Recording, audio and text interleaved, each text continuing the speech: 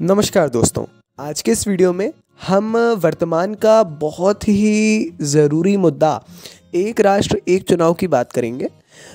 सीधे तौर पर आप देखेंगे कि ये जो वन नेशन वन इलेक्शन है वर्तमान में बहुत बहुत बड़े स्तर पर बना हुआ है। कैबिनेट ने अप्रूवल दिया और उसके बाद संसद में भी जो है पेश करने के लिए अप्रूवल मिला। तो अब जो है देखते हैं आगे क्या होगा, है ना। मगर हमें जानना बहुत ज़्यादा ज़रूरी है इसके बारे में पर्याप्त जानकारी।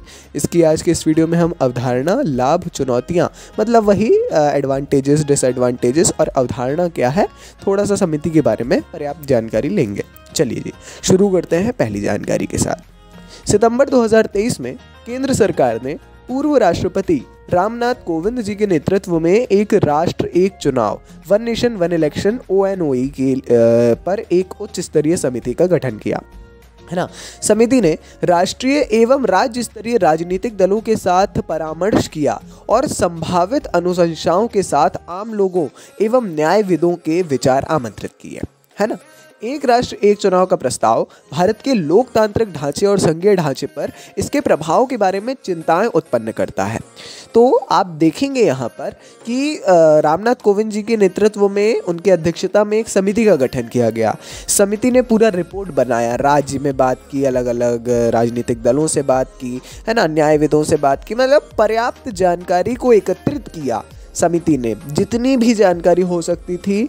फिर करीब 18,000 पेजों की एक रिपोर्ट तैयार की गई, करीब 18,000 पेज, है ना। और वो रिपोर्ट राष्ट्रपति को, महामहिम राष्ट्रपति जी को जो है दी गई, है ना, जो एक रेगुलर प्रोसेस है। ठीक है जी, क्या अवधारणा है, क्या इसमें कल्पना की गई, क्या था इस रिपोर्ट में, उसके बारे में भी जानते हैं। ये जो अवधारणा थी ये एक ऐसे परिदृश्य की कल्पना करती है जहां प्रत्येक 5 वर्ष पर सभी राज्यों के चुनाव लोकसभा के आम चुनावों के साथ साथ संपन्न होंगे। विचार ये है कि चुनावी प्रक्रिया को सुव्यवस्थित किया जाए और चुनावों की आवृत्ति को कम किया जाए जिससे समय और संसाधनों की बचत हो, है ना। प्रत्येक 5 वर्ष में सभी राज्यों के चुनाव लोकसभा के आम चुनावों के साथ साथ हों। स्थानीय चुनावों की यहाँ बात नहीं है, मगर फिर स्थानीय चुनावों के भी अगले चरण में बात की गई है ना। तो शुरुआती यही है। तो ये अवधारणा, इसकी प्रथम अवधारणा यही है कि समय और संसाधनों की बचत हो। इसके पक्ष में ही ये रिपोर्ट थी। ये विचार वर्ष 1983 से ही अस्तित्व में है ना, जब निर्वाचन आयोग ने पहली बार इसे पेश किया था। हालांकि 1967 में, है ना, 67 तक भारत में एक साथ चुनाव आयोजित कराना एक सामान्य परिदृश्य रहा था। ठीक है, तो 67 तक जो है एक राष्ट्र एक चुनाव ये कोई बड़ी बात नहीं थी, ये चल ही रहा था, सामान्य बात थी। लोकसभा के प्रथम आम चुनाव और सभी राज्य के विधानसभाओं के चुनाव 1951-52 में एक साथ आयोजित कराए गए थे और तब से फिर जो है ये अभ्यास वर्ष 57, 62 और 67, ठीक है, 1957, 1962 और 1967 तक आयोजित अगले 3 आम चुनावों में जारी रहा।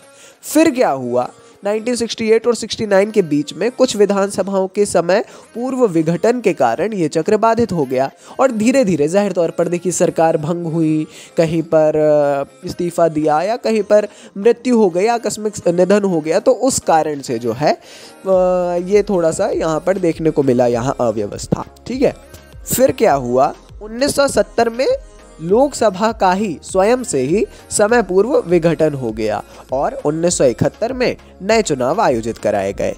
इस प्रकार 1970 तक केवल प्रथम, द्वितीय और तृतीय लोकसभा ने 5 वर्ष तक नियत कार्यकाल पूरा किया। ठीक है, 67 तक जैसा हमने बताया सामान्य ही परिदृश्य रहा था। फिर 1983 में वापस से निर्वाचन आयोग ने कहा कि जैसे होते थे वैसे ही कराना चाहिए, मगर ज़्यादा ध्यान नहीं दिया गया उस पे, है ना।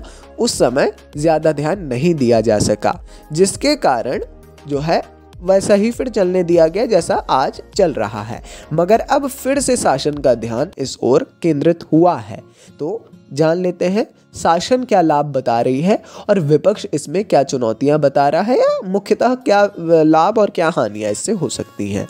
यदि लाभों की बात करें तो सबसे पहला लाभ इससे होगा, शासन के विकर्षण कम होंगे। विकर्षण यानी आकर्षण का विपरीत, विलोम, है ना।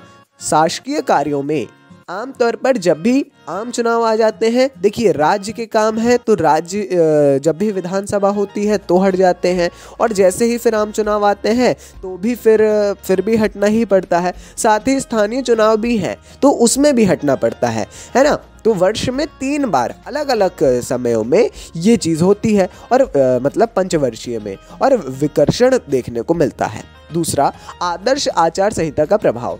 आदर्श आचार संहिता आपको पता है, जब से नोटिफिकेशन आ जाती है, डेट्स रिलीज होती है ईसीआई की तरफ से, इलेक्शन कमीशन की तरफ से, तब से आदर्श आचार संहिता लागू होती है। उस दौरान चल रहे काम तो चलते रहेंगे, नए काम नहीं आएंगे। और वास्तविक बात है, आम जन को कहीं ना कहीं इससे काफ़ी परेशानी का सामना करना पड़ता है। कई ऐसे कार्य जो चलना ही चाहिए, पूर्व में टेंडर हो चुका है, उनको भी रोक दिया जाता है इस नाम से कि आदर्श आचार संहिता लागू है ना। गलत है मगर फिर भी देखने को मिलता है, तो इससे भी काफ़ी राहत मिलेगी। इसके माध्यम से केवल 5 साल में 1 बार या 2 बार ही आचार संहिता को लागू करने की स्थिति बनेगी। ये भी काफ़ी अच्छा निर्णय है। अगला है राजनीतिक भ्रष्टाचार को संबोधित करना। जाहिर है राजनीतिक भ्रष्टाचार भी वर्तमान परिप्रेक्ष्य में काफ़ी ज़्यादा देखने को मिलता है प्रत्येक चुनाव में। मतलब इसमें तो जितना हम जानते हैं स्थानीय चुनावों में बहुत ज़्यादा देखने को मिल जाता है ना, वो भी कम होगा। लागत बचत और चुनावी अवसंरचना।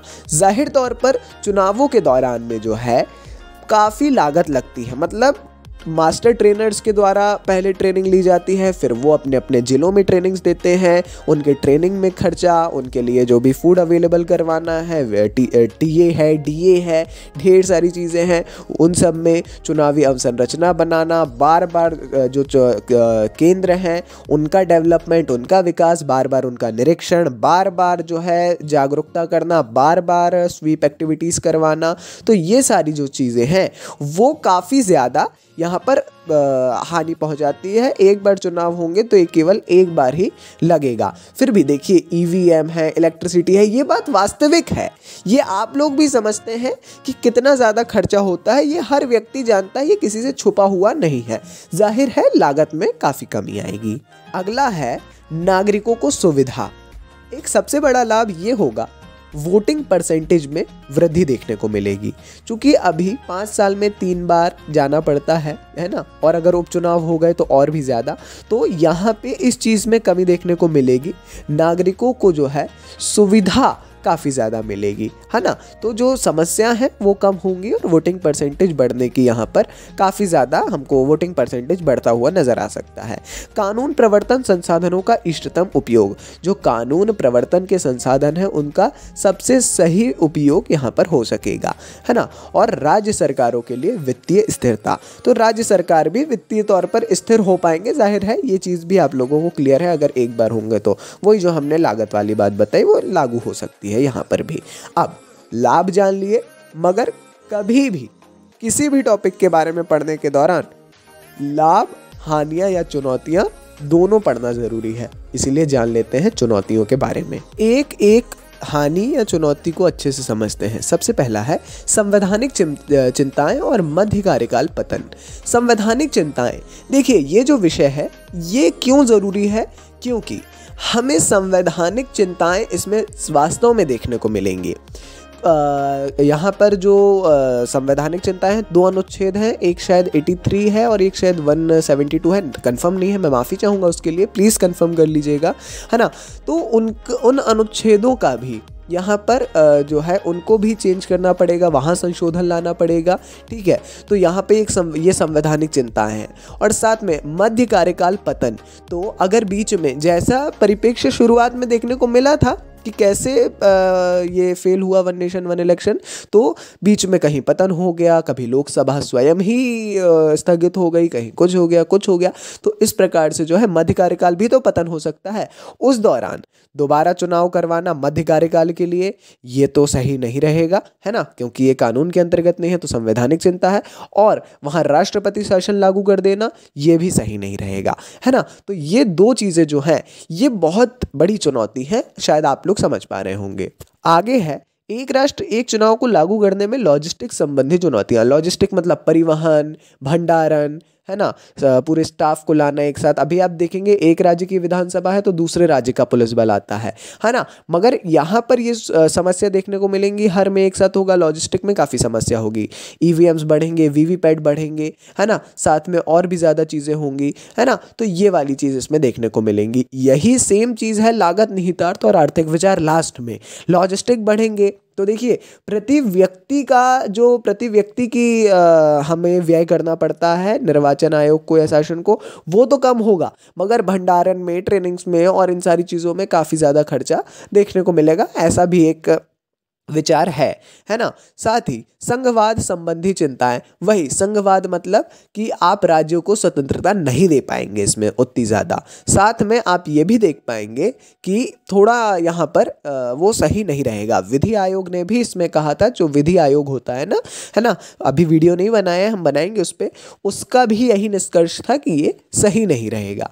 चुनावों की पुनरावृत्ति और लोकतांत्रिक लाभ, इससे चुनावों में पुनरावृत्ति देखने को मिलेगी और जो है लोकतांत्रिक लाभ इससे नहीं होगा। साथ ही पक्षपात पूर्ण लोकतांत्रिक संरचना, पक्षपात जाहिर तौर पर देखने को मिलेगा, चूंकि आप लोग देखेंगे कि वोट कैसे लिए जाएंगे। तो यदि एक पॉलिटिकल पार्टी है तो वो अपने केंद्र मतलब लोकसभा के कार्य बता करके राज्य विधानसभा तक ले सकती है अपना जो वोट है ना, कि विधानसभा में हमने ये काम किया, या विधानसभा के कार्य दिखा के वो तो लोकसभा में भी सांसद के लिए भी अपने वोट ले सकती है। तो यहाँ पक्षपात देखने को मिलेगा और बड़े स्तर पर पक्षपात देखने को मिल सकता है, ऐसा कहा जा रहा है। तो जाहिर है कि चुनौतियाँ काफ़ी सारी हैं, लाभ भी काफ़ी सारे हैं, मगर आपको दोनों को जानना और अंतिम निष्कर्ष निकालना बहुत अनिवार्य है। अंतिम निष्कर्ष निकला नहीं है, वो तो देखा जाएगा कि क्या अंतिम निष्कर्ष इसमें से निकलेगा। अगर आपको कोई और लाभ और या कोई और चुनौती हानि नज़र आती है तो कमेंट में ज़रूर बताइए। देखिए समिति की स्थापना ये संकेत देती है कि भारत में एक साथ चुनाव पर गंभीरता से विचार किया जा रहा है। संवैधानिक और विधित सिद्धांतों पर संभावित प्रभाव के बारे में मौजूद चिंताओं के बावजूद समिति के अनुशंसाओं के लिए एक निश्चित समय रेखा की कमी अनिश्चितता का माहौल बना रही है। कानूनी चिंताएं, विशेष रूप से राज्य विधानमंडल की अवधि में संभावित परिवर्तन संवैधानिक चुनौती पेश करती है। एक राष्ट्र एक चुनाव को रोका जा सकता है या नहीं, ये सवाल भारतीय सर्वोच्च न्यायालय की संवैधानिक भूमिका को प्रमुखता से सामने लाता है। अब देखते हैं होगा क्या। देखिए आने वक्त तो वाला है, संसद में तो आएगा ही, क्या होगा क्या नहीं बड़ी बहस का मुद्दा है। इस सेशन में तो नहीं, जल्दी आएगा। और ऐसा मत समझिएगा कि आके तुरंत लागू हो जाएगा, 10 साल का समय फिर भी दिया जाएगा। 34 में बोला जा रहा है, अगर पेश होता है और पास हो जाता है दोनों सदनों से और राष्ट्रपति के पास से, तो फिर 34 तक इसे आसानी से लागू किया जाएगा। 34 के पूर्व तो नहीं किया जा सकता, ऐसे बात है। देखते हैं क्या होगा। बाकी वीडियो अच्छा लगा हो तो लाइक करिए, चैनल पर नए हैं तो सब्सक्राइब करिए। मिलता है नेक्स्ट वीडियो में। नमस्कार। Dynamic impulsion.